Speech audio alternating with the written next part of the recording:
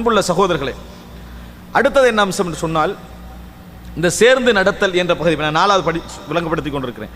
சேர்ந்து நடத்தல் என்பதில் நிறைய பேருடைய அந்த உள்ளத்தில் ஒரு அம்சம் என்ன வரும் என்று சொன்னால், தங்கைக்கு நம்ம ஏதாவது தர்மம் செய்கிறோமா, அல்லது தம்பிக்கு தர்மம் செய்கிறோமா, நம்மளோட பெரியம்மாவுக்கு ஏதாவது கொடுக்குறோமா, சாட்சிக்கு ஏதாவது கொடுக்குறோமா, மாமிக்கு ஏதாவது கொடுக்குறோம், ஏதாவது பொருளாதார ரீதியாக நம்ம செலவழிக்கிறோமா, அதுக்கான செலவங்களுக்கு கடமையாக்கப்பட்டிருக்கும். அதே ஒரு அவர்கள் அதில் இன்வால்வ் ஆகியிருப்பாங்க.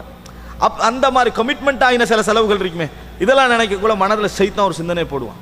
பார்த்தியா, நீ இந்த தடவை 6000 சம்பாரிச்சு, 1000 ரியால் சம்பாரிச்சாய், அல்லது 50 சம்பாரிச்சாய், 30 எங்கே போகுது? தங்கச்சி பேத்து, தம்பிக்கு போயிடுது. இதே அவர்கள் இல்லாமல் இருந்தா, அல்லது அவர்களுடைய தேவை முடிஞ்சிருந்தா, உனக்கு கையில் எவ்வளோ மிஞ்சும்? 50 மிஞ்சும், இல்லை 10 மிஞ்சும். 5000 மட்டும் வச்சுக்கோங்க. எனக்கு டோட்டல் 5000ல் நான் 2000 கொடுக்குறேன்னா எனக்கு 2000 என்ன செஞ்சிடும்? மிஞ்சிடும். அப்போ இந்த 2000 எங்கே போகுது? அவர்களுக்கு போவதனால எனக்கு என்ன செய்கிறது? 3000. இதான் நம்மளுக்கு வரக்கூடிய சிந்தனை. சுப்ஹானல்லாஹ். இதே மாதிரி ஒரு எல்லா மனிதர்கள்ட்ட சிந்தனை இருக்கும். இது சஅத் இப்னு அபி வக்காஸ் ரலியல்லாஹு அன்ஹு அவர்களிடத்திலிருந்து வெளிப்பட்டது இந்த சிந்தனை. சஅத் இப்னு அபி வக்காஸ் ரலியல்லாஹு அன்ஹு வீரமானவர், ஒரு சிறந்த நபி தோழர். அதனால் அவர் என்ன செஞ்சார் நினைச்சாருன்னா, அவரை விட வீக்கானவர்களை விட இந்த விஷயத்தில் எனக்கு கூடுதலாக அப்படி என்ற ஒரு சிந்தனை அவருக்கு என்ன செய்தது? இருந்தது. இப்போ ரசூலுல்லாஹி ஸல்லல்லாஹு அலைஹி வஸல்லம் அவர்கள் சொல்லுகிறார்கள், ஹல் துன்சரூன வ துர்ஸகூன இல்லா பிதுஅஃபாயிக்கும்.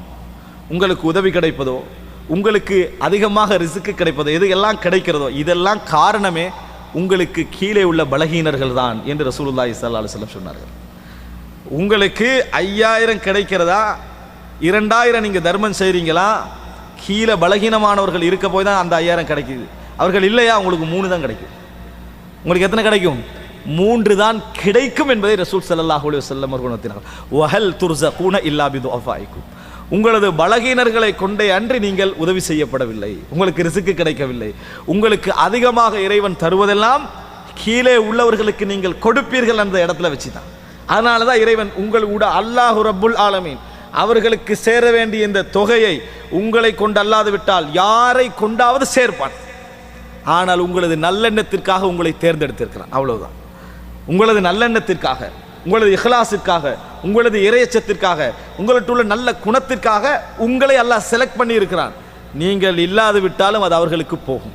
நீங்கள் இல்லாது விட்டாலும் அவர்களுக்கு போகும். அவர்கள் இல்லாது விட்டால் இது உங்களுக்கு வராது. இது உங்களுக்கு என்ன செய்யாது? வராது. வஹல் துர்ஸகூன இல்லா பிதுஅஃபாயிக்கும். அதனால் நம்ம யாருக்காவது கடமையாகி செலவழித்துக் கொண்டிருக்கிறோமா, அதிகப்படியாக நாங்கள் கொடுத்து கொண்டிருக்கிறோமா, புரிந்து கொள்ளுங்கள், அல்லாஹு தஆலா எங்கள் மூலம் அதை அனுப்பி கொண்டிருக்கிறான். இது உங்களது அல்ல, இது உங்களது அல்ல. உங்களுக்கு கூலி உண்டு. உங்களை கையில் நீங்க தடுக்காம கொடுக்குறீங்க பார்த்தீங்களா, அதற்கு உங்களுக்கு கூலி உண்டு.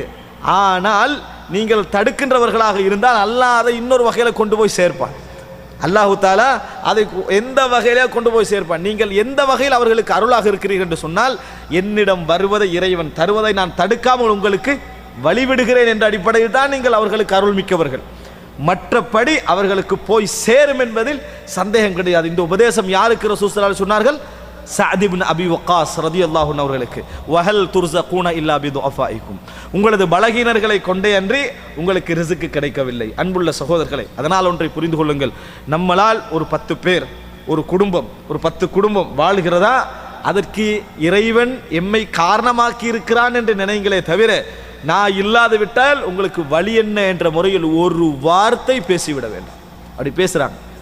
நான் என்ன கஷ்டத்தில் உங்களுக்கு தருகிறேன் தெரியுமா, எப்படி பட்டு தருகிறேன் தெரியுமா, மற்ற குடும்பங்களை நீங்க பார்த்தீங்களா, இப்படி என்றெல்லாம் பேசக்கூடியவர்கள் இருக்கிறார்கள். அத்தனை நன்மைகளை ஒரே செகண்டில் என்ன செய்கிறார்கள்? அழித்து விடுகிறார்கள். அதனால தான் இஸ்லாம் எங்களுக்கு சொல்லி தருகிறது, நீங்கள் தர்மம் செய்துவிட்டு சொல்லிக்காட்டி தொந்தரவுபடுத்துகின்ற தர்மங்களை விட நல்ல வார்த்தை சொல்வது சிறந்தது. நல்ல வார்த்தை இருக்குது, அது சிறந்தது. இந்த தர்மத்தில் எந்த பிரயோஜனம் கிடையாது. உண்மையில் கொடுப்பவன் யார்? அல்லாஹு ரப்புல் ஆலமீன். வமா மின் தாபத்தின் ஃபில் அர்தி இல்லா அலல்லாஹி ரிஸ்குஹா வ யஅலமு முஸ்தகர்ரஹா வ முஸ்தௌதஹா. இந்த உலகத்திலே உள்ள எந்த ஒரு உயிரினமாக இருந்தாலும் ரிஸ்க் கொடுப்பது அல்லாஹ்வுடைய கடமை, அல்லாஹ்வுடைய பொறுப்பு. அல்லாஹ் கொண்டு வந்து சேர்ப்பான். எங்களை காரணமாக்கியதற்காக அல்லாஹ் தஆலா என்ன செய்யணும்? நம்ம அல்ஹம்துலில்லாஹ் என்று சொல்லணுமே ஒழிய, ஒரு சின்ன செயல்பாட்டில் கூட என்னால் தான் இவர்கள் என்ற இடத்துக்கு நீங்க என்ன செய்ய வேண்டாம்? காட்டிக்கொள்ள வேண்டாம். என்னால் தான் நீங்கள் கொடுத்து விட்டவர்கள் உங்களோடு சந்தோஷமாக பேசுகிறார்களா, உங்கள் உள்ளம் அதனால கலங்குகிறதா, மகிழ்ச்சி அடைகிறதா, அந்த மகிழ்ச்சியின் மூலம் இறைவனிடத்திலே பாவ மன்னிப்பு கேளுங்கள்.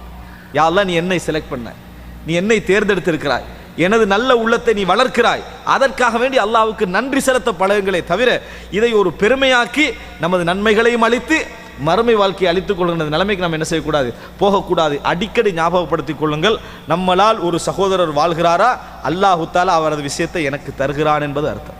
அவரதை எனக்கு தருகிறான், அல்லாஹ்வுக்கு அதை நேரடியாக இன்னொருவர் மூலம் என்ன செய்யலாம், கொடுக்கலாம். என்னை பயன்படுத்தலாமலே அல்லாஹ் கொண்டு போய் சேர்க்கலாம். என்னை அல்லாஹ் தேர்ந்தெடுத்ததுக்காக அல்லாஹ்வுக்கு என்ன செய்ய வேண்டும், நன்றி செலுத்த வேண்டும். வஹல் துர்ஸகூன இல்லா பிதுஅஃபாயிக்கும், உங்களது பலகீனர்களை கொண்டு நீங்கள் கொண்டே அன்றி நீங்கள் ரிஸ்க் கொடுக்கப்படவில்லை. ஆள் மனதிலே பதிவு வைத்துக் கொள்ளுங்கள். அது யாராக இருந்தாலும் சரி, நமது மனைவியாக இருந்தாலும் சரி, பேசுகின்ற பொழுது அந்த பேச்சில் சரியாக இருக்கணும். குடும்ப பிரச்சனைகள் வருகின்ற பொழுது, சிக்கல்கள் வருகின்ற பொழுது, கணவனும் மனைவியும் எடுக்கக்கூடிய மோசமான ஒரு முடிவுகளில் ஒன்றுதான் கணவன் தனது பகுதியை தடுக்கிறது, மனைவி தனது பகுதியை தடுக்கிறது. அந்த குடும்பம் என்ன செய்யாது, சிறந்த ஒரு குடும்பமாக மாறாது. கோபம் இவர்கிட்ட வெளிப்படும், மனைவிடமிருந்து வெளிப்படும். அந்த கோபத்தை தன் குடும்ப கடமைக்குள் இணைத்து விடக்கூடாது. எப்படி அது, மனைவி வீட்டிலே உள்ள வேலை செய்வது கடமை, அந்த அடிப்படையில் நம்ம என்ன செய்யும், இந்த குடும்ப வாழ்க்கை போய்கொண்டிருக்கிறது. அவர்கள் வீட்டுடைய வேலைகள், சமையல்கள், கணவனுடைய ஏற்பாடுகள், பிள்ளைகளுடைய ஏற்பாடுகள், இதை செய்து கொண்டு போவார்கள். கணவன் மனைவிக்கும் பிள்ளைக்கும் உரிய செலவுகளை கொடுத்து அதை செய்து கொண்டு போவார்கள். எவ்வளவு பிரச்சனை வந்தாலும் இன்றைக்கு உனக்கு இது கிடையாது என்ற ஒரு வார்த்தை என்ன செய்யக்கூடாது, சொல்லக்கூடாது. இன்றைக்கு நான் பணம் தரமாட்டேன் என்று சொல்லக்கூடாது. மனைவி நான் இதை செய்ய மாட்டேன் அவருடைய கடமை என்ன செய்யக்கூடாது, சொல்லக்கூடாது. நபி அவர்கள் சொன்னார்கள், கஃபா பில் மர்இ இஸ்மன் ஐ யஹ்பிஸ அம்மை யம்லிகு கூதஹு, யாருக்கு ரிஸ்க் கொடுப்பதும் உணவளிப்பதும் அதாவது சாப்பாடை கொண்டு போய் சேர்ப்பதும் கடமையாக இருக்கிறதோ அவர்களை விட்டு அதை தடுத்துக் கொள்வது நீ பாவம் செய்கின்றவன் என்பதற்கு போதுமானது என ரசூலுல்லாஹி ஸல்லல்லாஹு அலைஹி வஸல்லம் சொன்னார்கள். கஃபா பில் மர்இ இஸ்மன் ஐ யஹ்பிஸ அம்மை யம்லிகு கூதஹு, யாருக்கு கொடுக்கணுமோ உணவு கொடுக்கணும் கடமை, அதை தரமாட்டேன் நீ தடுப்பது நீ பாவி என்பதற்கு போதுமானது. ரசூலுல்லாஹி ஸல்லல்லாஹு அலைஹி வஸல்லம் சொன்னார். என்ன நபராக இருக்கலாம், நம்மளுக்கு எவ்வளவு பெரிய அநியாயமாக இருக்கலாம், நமக்கு பிரச்சனையாக இருக்கலாம், இந்த முடிவுக்கு என்ன செய்யக்கூடாது, இருவரும் போகக்கூடாது. ரெண்டு பேரும் அதை மனதில் நிபந்தனையாக வைத்துக் கொள்றோம். எவ்வளோ சண்டை சர்ச்சை வந்தாலும் எனது வேலை என்ன செய்யும், சரியாக நடக்கும், அவரது வேலை கடமை இது சரியாக நடக்கும். மற்றபடி உள்ள விஷயங்கள் அவர்கள் கோபத்தை காட்டிக்கொள்ள இஸ்லாம் என்ன செய்கிறது, அனுமதிக்கிறது. நிறைய பேர் இந்த இடத்துல பிடிப்பதனால தான் குடும்ப வாழ்க்கையுடைய நிம்மதி என்ன செய்கிறது, சீர்குலைது. இதே மாதிரி தான் தனது இரத்த உறவுகளுக்கு உங்களால் அவர்கள் வாழ்கிறார்களா, இன்றைக்கு பிறநாளைக்கு உனக்கு தரமாட்டேன், இந்த தடவை அனுப்ப மாட்டேன் என்ற வார்த்தையை மறந்தும் சொல்ல வேண்டாம். உங்களது அன்பை அவர்கள் காண வேண்டும். அவர்கள் என்ன அநியாயம் செய்தாலும் அவர்களுக்குரியது வந்து சேருவதையும் அதை நீங்கள் எந்த நேரத்திலும் சொல்லி காட்டாமல் இருப்பதையும் அவர்கள் உணர வேண்டும். அன்புள்ள சகோதரர்களை, இதை பழக்கிக் கொள்ளுங்கள். நிறைய உறவு முறைகளை நம்ம பேணாமல் போவதற்கான இதெல்லாம் காரணம். ரசூல் ஸல்லல்லாஹு அலைஹி வஸல்லம் ஹதீஸ் சஹீஹ் முஸ்லிம்ல வரக்கூடிய செய்தி, கஃபா பில் மர்இ இஸ்மன் ஐ யஹ்பிஸ அம்மை யம்லிகு கூதஹு, யாருக்கு